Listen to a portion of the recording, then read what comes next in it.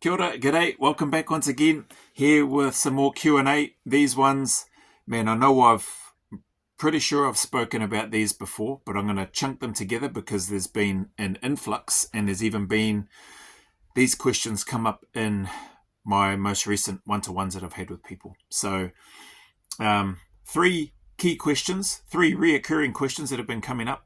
How did I improve my 2.4 kilometre run for selection? So this has come from people, as I mentioned in those one-to-ones, the people that I'm lucky enough to connect with, meet with, are looking at preparing for are looking at putting in their application and or are currently preparing for the selection process.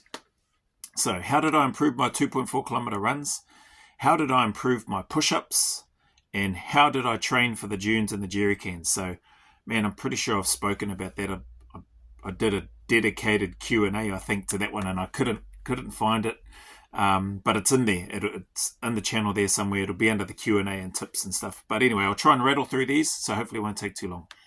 How did I improve my 2.4 kilometre runs? I did a mix of 2.4 kilometre run testings and trying to go quicker, basically, and then I did interval runs of mostly 1.2s. So I mostly did half RFLs or required fitness level tests during my time and had anywhere from around about a 3 minute to 3 minute 30-second rest in between each round. I was trying to push pretty hard. For me anyway at that time, I was trying to run my 1.2s. If I could run them in under 4 minutes, I was happy. But if it took me a little over 4 minutes, that's just sort of where I started. I think when I first started, I might have been running my 1.2s at probably even close to 5 minutes initially, when I was going, and that would have been like that for a few weeks. Anyway, I persisted with that. I did do the odd 400-meter rounds, and I always did a couple of extra rounds. So I'd always do 8s instead of just 6.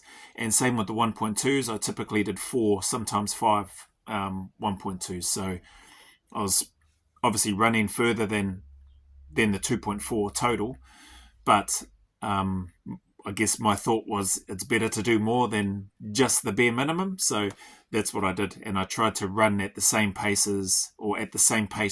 from my first 1.2 to my last one. Most of the time I did 4. I didn't often do 5 rounds of 1.2s. It was usually 3 to 4. Most of the time it was 4 for me. So that's what helped me improve my 2.4s.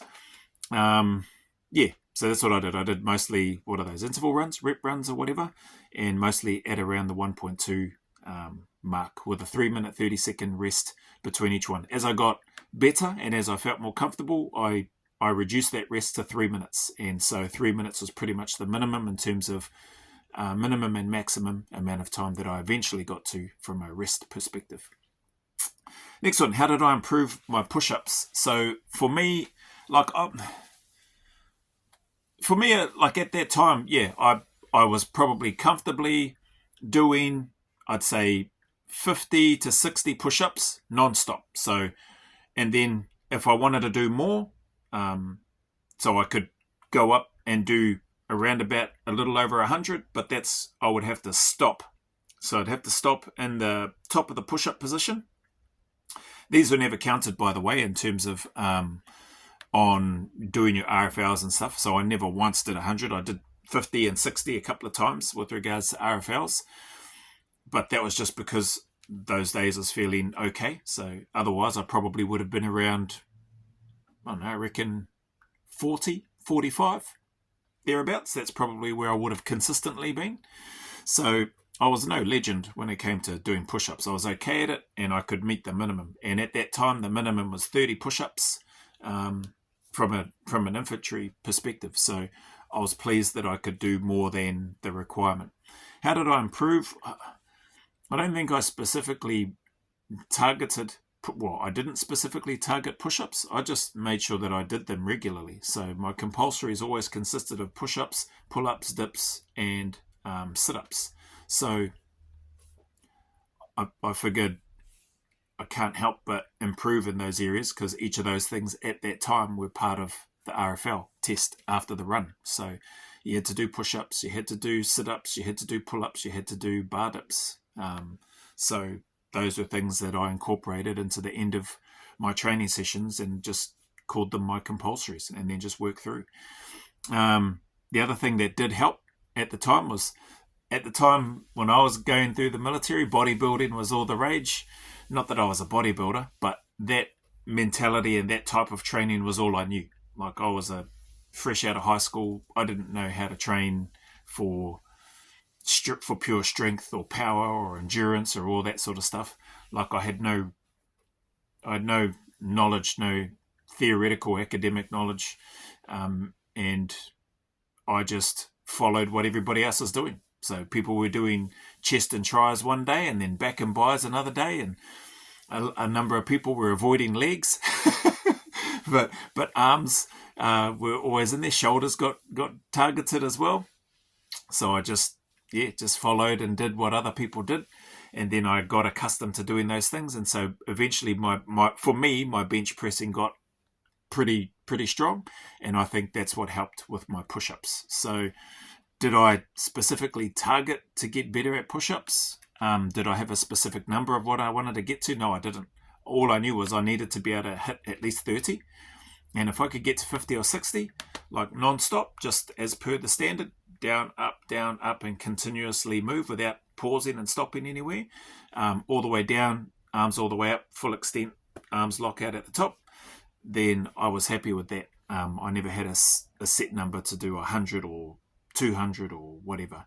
So yeah, heavy bench pressing, flat incline decline. I used to do those movements a heck of a lot when I was early into my infantry career in the army, because I saw other guys do it, and I was, oh yeah, okay, I'll do that. So I think that definitely helped improve my push-ups anyway.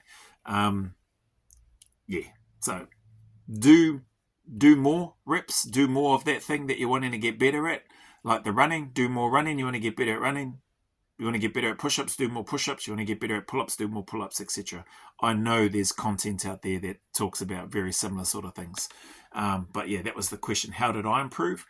I had those compulsories pretty much almost after every one of my training sessions. Sometimes I was a bit stiff, tight and sore, so I might not do those. So as an example, if I did a heavy bench press session, I might leave out the dips and the push-ups for those compulsories, but still do the pull-ups and the sit-ups. So that's what I did to just sort of massage what I needed to do, just as and when, and if I was feeling really stiff and tight, and I was like, you know what, I did a heck of a lot of bench pressing for the push-ups portion as an example, I think I'll be okay. So I just parked the push-ups and the dips that I needed, that I would have typically done as part of my compulsories, off to the side, and I didn't do them. So that's that one. Last one.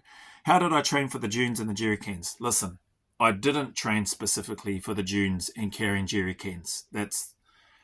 I've mentioned that a number of times. I had other scenarios up here that also, prior to getting onto that, I already figured before I got there, that's just going to come down to how badly you want to be there. So would doing farmers carries and grip strength, turn that off, would doing farmers carries and grip strength stuff help?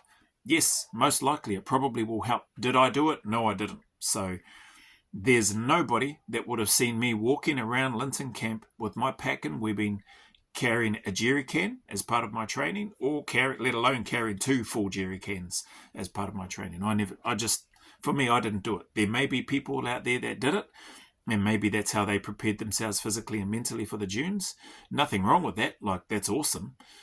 For me, I didn't. And that's why it's not in that generic training program. So these questions have come about. That one in particular has come about because I don't have anything in there in and around put your pack on, get out and walk with a jerry can, or not even lots of farmer walks, farmers carries and that sort of thing. Those things will 100% help, in my opinion. I think they will. But that generic plan is generic for a reason. You modify it, massage it to suit what you feel you need to do.